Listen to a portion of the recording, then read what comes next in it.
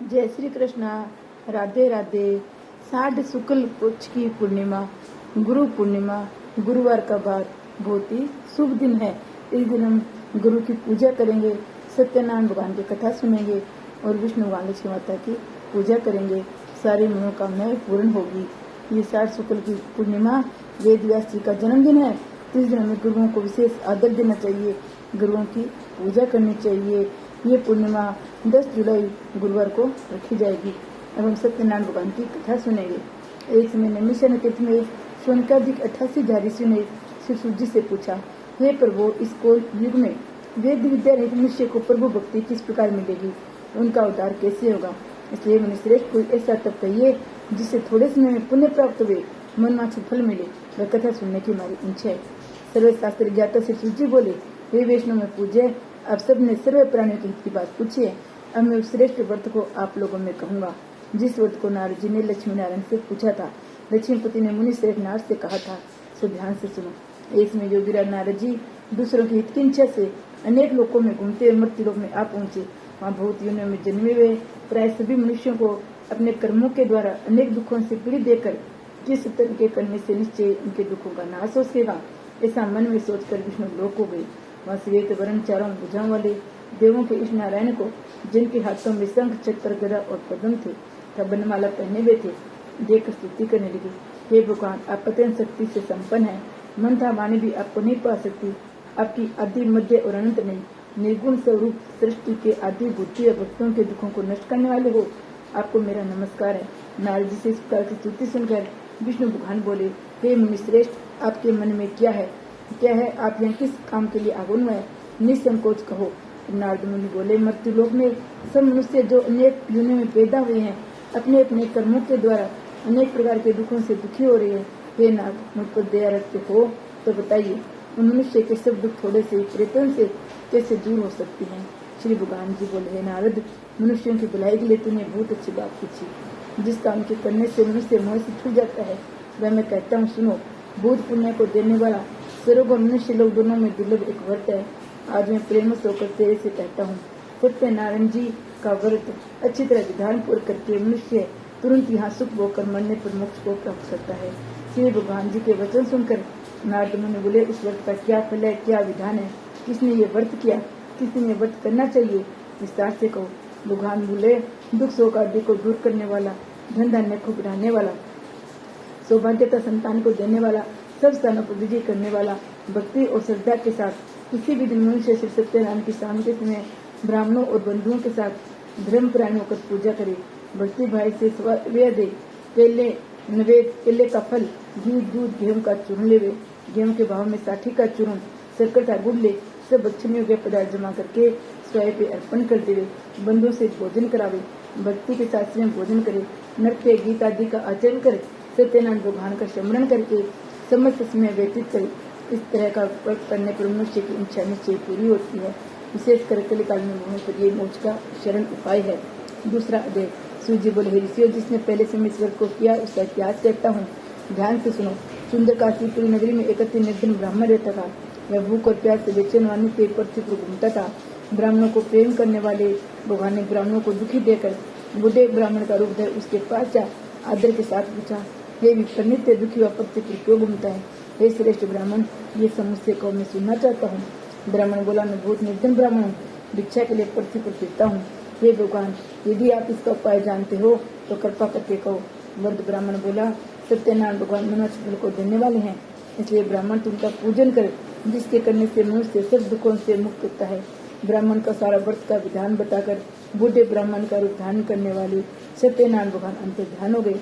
जिस व्रत को वृद्ध ब्राह्मण ने बताया मैं उसको करूंगा, ये निश्चय करने पर उसे रात में नींद भी नहीं आई। बस वे उठा, सत्यनारायण के व्रत का निश्चय कर भिक्षा के लिए चला। उस दिन उसको भिक्षा में बहुत दिन मिला, जिससे बंधु बांधवों के सहित उसने सत्यनारायण का व्रत किया। उसके करने से वह ब्राह्मण सब दुखों से छुटकर अनेक प्रकार की संपत्तियों से युक्त हुआ। उसी समय से वह ब्राह्मण हर मास व्रत करने लगा। इस तरह सत्यनारायण भगवान के इस व्रत को जो करेगा वह सब पापों से छुटकर मोक्ष को प्राप्त होगा। आगे जो पृथ्वी पर सत्यनारायण व्रत करेगा वह मनुष्य सब दुखों से छूट जाएगा। इस तरह नारद जी ने नारायण का कहा हुआ ये व्रत तुमसे कहा है। हे विप्रो, में अब और क्या कहूँ? ऋषि बोले, हे मुनीश्वरों, संसार में इस ब्राह्मण से सुनकर किस किसने इस व्रत को किया है वह सब सुनना चाहता हूँ। इसके लिए हमारे मन में श्रद्धा है। सूर्य बोले, हे मुनियो, जिसने इस व्रत को किया वह सब सुनो। एक समय वह ब्राह्मण धन और ऐश्वर्य के अनुसार बंधु बांधवों के साथ व्रत करने को तैयार हुआ। उसी समय एक लकड़ी बेचने वाला बुढ़ा आया। बाहर लकड़ियों को रखकर ब्राह्मण के मकान में गया। प्यास से दुखी लकड़हार ने उसको व्रत करते देखकर लकड़हारा ब्राह्मण को नमस्कार कर कहने लगा, आप ये क्या कर रहे हो? इसके करने से क्या फल मिलता है? कृपा करके मुझसे कहो। ब्राह्मण ने कहा, सब मनोकामनाओं को पूरा करने वाला ये सत्यनारायण भगवान का व्रत है। इसकी कृपा से मेरी यहाँ धन धान्य आदि की वृद्धि हुई है। ब्राह्मणों से इस व्रत के बारे में जानकर लकड़हारा बहुत ही प्रसन्न हुआ। चन्ना मत ले प्रसाद खाने के बाद अपने घर को गया। लकड़हारे मन में इस प्रकार संकल्प किया, आज गांव में लकड़ी बेचकर जो धन मुझे मिलेगा उसी से नारायण देव का उत्तम व्रत करूंगा। ये मन में विचार व बुढ़ा ब्राह्मण लकड़ियां अपने सिर पर रखकर जिस नगर में धनवान लोग रहते थे वे इससे सुंदर नगर में गया। उस रोज वहां पर उसे उन लकड़ियों का दाम पहले दिनों से चौगुना मिला। तब वह बुढ़ा लकड़हारा दाम ले अति प्रसन्न होकर पक्के केले की फली, शक्कर, घी, दूध, दही, गेहूं का आटा इत्यादि सत्यनारायण भगवान के व्रत की कुछ सामग्रियों को लेकर अपने घर गया। फिर उसने सब अपने भाइयों को बुलाकर विधि के साथ भगवान जी का पूजन और व्रत किया। उस व्रत के प्रभाव से बुढ़ा लकड़हारा धन पुत्र आदि से युक्त हुआ और संसार के समस्त भोग कर कुंड को चला गया। तीसरा अध्याय। सूर्य बोले, हे श्रेष्ठ मुनियों, अब आगे की कथा कहता हूँ, सुनो। पहले समय उनका नाम का एक बुद्धिमान राजा था। वह सत्य वक्ता जितेंद्र था। प्रतिदिन देवस्थानों को जाता, गरीबों को धन देकर उनके कष्ट दूर करता था। उसकी पत्नी कमले के समान मुख वाली सती साध्वी थी। भद्रशिला नदी के तट पर उन दोनों ने सत्यनारायण देव का व्रत किया। उसमें वहां एक साधु वैश्य आया। उसके पास व्यापार के लिए बहुत सा धन था। नाव को किनारे पर उठाकर राजा के पास गया। राजा को व्रत करते हुए देखकर विनय के साथ पूछने लगा, हे राजन, भक्ति उच्च से या क्या कर रहे हो? मेरी सुनने की इच्छा है, या मुझे बताइए। राजा बोला, हे साधु, अपने बांधवों के साथ पुत्र आदि की प्राप्ति के लिए ये महाशक्तिमान सत्यनारायण भगवान का व्रत पूजन किया जा रहा है। राजा के वचन सुनकर साधु आदर के साथ बोला, हे राजन, मुझसे इसका सब विधान को, मैं भी आपके कथा अनुसार इस व्रत को करूंगा। मेरी भी कोई संतान नहीं है, इससे निश्चय होगी। राजा से सब विधान सुनने पास निवृत्त हो आनंद के साथ घर गया। साधु ने अपनी स्त्री से संतान देने वाले उस व्रत का समाचार सुनाया। कहा, जब मेरी संतान होगी तो मैं इस व्रत को करूंगा। साधु ने ऐसे वचन अपनी स्त्री लावती को कहे। एक दिन उसकी स्त्री लावती पति के साथ आंधित हो सांसारिक धर्म में प्रवृत्त होकर सत्यनारायण भगवान की कृपा से गर्भवती होगी। 10वें महीने में उसे एक सुंदर कन्या का जन्म हुआ। दिन दिन वस्त्र बनने लगी जैसे शुक्ल पक्ष का चंद्रमा बढ़ता है। कन्या का नाम कलावती रखा गया। तो लीलावती ने मीठे शब्दों में अपने पति से कहा, आपने जो संकल्प किया हुआ था भगवान का व्रत करूंगा, अब आप उसे करिए। साधु बोला, है प्रिय, इसके भय पर करूंगा। अपने पत्नी को आश्वासन दे वे नगर को गया। कलावती पितृगृह में वृद्धि को प्राप्त हो गई। साधु ने जब नगर में सखियों के साथ अपनी पुत्री को देखा तो तुरंत ही दूध पिलाकर कहा, पुत्री के वास्ते कोई सुविधा वर देख कर लाओ। साधु की आज्ञा पाकर दूध कंचनगर पहुंचा। वहां पर बड़ी खोज करके देखभाल कर लड़की के वास्ते सुयोग्य वनिक पुत्र को ले आया। उस सुयोग्य लड़की को देखकर साधु ने अपने भाई बंधुओं से प्रसन्नचित अपनी पुत्री का विवाह उसके साथ कर दिया। किंतु दुर्भाग्य से विवाह के समय भी इस व्रत को करना भूल गया। तब श्री भगवान क्रोधित हो गए और श्राप दिया, तुम्हें दारुण दुख प्राप्त होगा। अपने काम में कुशल साधु बनिया अपने जमाता सहित समुद्र के समीप व्रतनगर पहुंचे। वहां दोनों ससुर भाई चंद्रकेतु के राजा के नगर में व्यापार करने लगे।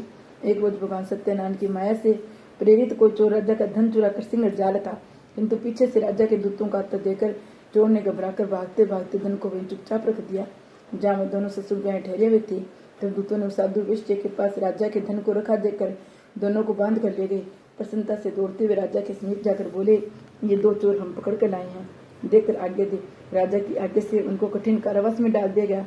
उनका धन राजा ने छीन लिया। उसी शराब द्वारा उनकी पत्नी भी घर पर बहुत दुखी हुई। घर पर जो धन रखा था चोर चुरा कर ले गए। शारीरिक व मानसिक पीड़ा से भूख प्यास से अति दुखी तो उनकी चिंता में कलावती एक ब्राह्मण के घर गई।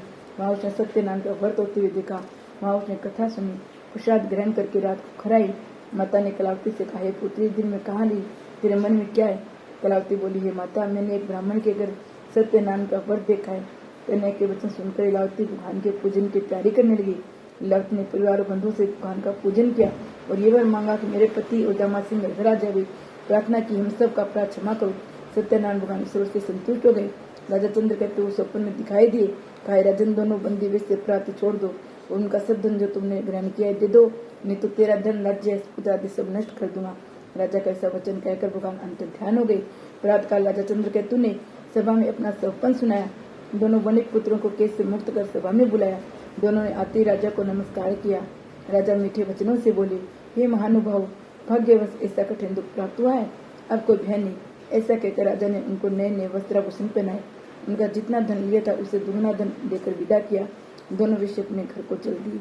चौथा दिन सूर्य बोले वेश्या ने मंगलाचार करके यात्रा आरंभ की, अपने नगर को चला। उनकी थोड़ी दूर पहुंचने पर दंडी वेशधारी सत्यनारायण ने उनसे पूछा, हे साधु, तेरे नाम में क्या है? अभिमानी वणिक हंसता हुआ बोला, हे दंडी, आप क्यों पूछते हैं? क्या धन्य ने किंच है? मेरी नाव में तो बेल पत्ते आदि भरे हैं। वेश्या का कठोर वचन सुनकर भगवान ने कहा, तुम्हारा वचन सत्य हो। सत्य ऐसा कहकर दंडी वहां से चले गए। कुछ दूर जाकर समुद्र के किनारे बैठ गए। दंडी के जाने पर वेश्या ने नित्य क्रिया करने के बाद नाव को ऊंची उठी देकर चंबा किया। नाव में बेल आदि देखकर मूर्छित तो धरती पर गिर पड़ा। फिर मूर्छा खुलने पर बहुत शोक करने लगा। तब उसका दामाद बोला, अब शोक न करे, ये दंडी का श्राप है, अतः उनकी शरण में चलना चाहिए, तभी हमारी मनोकामना पूरी होगी। दामाद के वचन सुनकर दंडी के पास पहुंचे। अत्यंत भक्तिभाव से नमस्कार करके बोले, मैंने जो आपसे असत्य वचन कहे थे उसको क्षमा करो। ऐसा कहकर महान शोकातुर हो वे रोने लगा। तो दंडी भगवान बोले, हे वने पुत्र, मेरी आज्ञा से बार बार तुम्हें दुख प्राप्त हुआ है, तुम मेरी पूजा से विमुख है। साधु बोला, हे भगवान, आपकी माया से मोहित ब्रह्मा आदि भी आपके रूप को नहीं जानते, तो मैं ज्ञानी कैसे जान सकता हूँ? आप प्रश्न हुई, मैं सामर्थ्य के अनुसार आपकी पूजा करूंगा, मेरी रक्षा करो, पहले के समान नौका में धन भर दो। उनके भक्ति युक्त वचन सुनकर भगवान प्रश्न हो गए। उनकी इच्छा अनुसार वर देकर अंतर ध्यान हो गई। तब उन्हें नाव पर आकर देखा, नाव धन से परिपूर्ण है। फिर भगवान सत्यदेव का पूजन करके साथियों सहित अपने नगर को चला। जब अपने नगर के निकट पहुंचा तो दूत को घर भेजा। दूत ने साधु के घर जा उसकी स्त्री को नमस्कार करके कहा, साधु अपने दामाद सहित इस नगर के समीप आ गए। ऐसा वचन सुन सती ने बड़े हर्ष के साथ सत्यदेव का पूजन कर पुत्री से कहा, अपने पति के दर्शन को जाती हूँ, तू कार्य पूर्ण करके शीघ्र आना। माता के वचन सुनकर कलावती प्रसाद को छोड़ करके पति के पास रही। प्रसाद की अवज्ञा के कारण सत्यदेव ने रुष्ट हो उनके पति को नाव से पानी में डुबो दिया। कलावती अपने पति को न देखकर रोती हुई जमीन पर गिर गई। इस तरह नौका को डूबा हुआ कन्या को रोता हुआ देख साधु दुखी तो बोला, हे प्रभु, मुझसे या मेरे परिवार से जो भूल हुई है उसे क्षमा करो। उसके दीन वचन सुनकर सत्यदेव प्रश्न हो गए। आकाशवाणी, हे साधु, तेरी कन्या मेरे प्रसाद को छोड़कर आई है, इसलिए इसका पति अदृश्य हुआ। यदि वे घर जाकर प्रसाद खाकर लौटे जिसे पति अवश्य मिलेगा। आकाशवाणी से ऐसा सुनकर कलावती ने घर पहुंचकर प्रसाद खाया। फिर उसने आकर अपने पति के दर्शन किए। तो वैश्य परिवार के सब लोग प्रसन्न हुए। फिर साधु ने बांधों से सत्यदेव को विधि पूर्वक पूजन किया। उस दिन हर पूर्णिमा और संक्रांति को सत्यनारायण का पूजन करने लगे। फिर इस लोक का स्वर्ग लोक को चले गए। 5वां अध्याय। सूर्य बोले, ऋषियों में और भी कथा कहता हूँ, सुनो। प्रजा पालन में लीलतुमदेव नाम का एक राजा था। उसने भी भगवान का प्रसाद त्याग कर बहुत दुख पाया। ऐसे वन में जाकर पशुओं को मारकर बढ़ के पेड़ के नीचे आया। उसने भक्तिभाव से बालों को बांधों से सत्यनारायण का पूजन करते देखा। राजा देखकर भी विमानवश न वहां गया न नमस्कार किया। जब बालों ने भगवान का प्रसाद उसके सामने रखा, वह प्रसाद को त्याग करके अपनी सुंदर नगरी को चला गया। वहाँ उसने अपना सब कुछ नष्ट पाया। तो वह जान गया ये सब कुछ भगवान ने किया है। तो वह विश्वास कर बालों के समीप गया, विधि पर पूजन करके प्रसाद खाया। सत्यदेव की कृपा से सब जैसा था वैसा हो गया। शुभ कर मरने पर स्वर्ग लोक हो गया। जो मनुष्य इस परम दुर्लभ व्रत को करेगा, भगवान की कृपा से उसे धन धान्य की प्राप्ति होगी। निर्धन धनी होती हैं, बंदी बंधन से मुक्त होकर निर्भय हो जाती हैं, संतानहीनों को संतान प्राप्त होती है, सब मनोरथ पूर्ण होकर अंत में वैकुंठ धाम को जाते हैं। जिन्होंने पहले इस व्रत को किया उसके दूसरे जन्म की कथा कहता हूँ। वत्सानंद ने ब्राह्मण सुदामा का जन्म लेकर मोक्ष को पाया। उल्कामुख नाम का राजा दशरथ होकर वैकुंठ को प्राप्त हुआ। साधु नाम के विषय ने मोहदत बनकर अपने पुत्र को आर्य से चीरकर मोक्ष को प्राप्त किया। महाराज तुम तो निश्चय भू होकर भगवान को भक्ति युक्त कर्म करके मोक्ष को प्राप्त किया। इति श्री सत्यनारायण कथा 5वां अध्याय समाप्त। जय विष्णु भगवान की जय, जय सत्यनारायण भगवान की जय हो।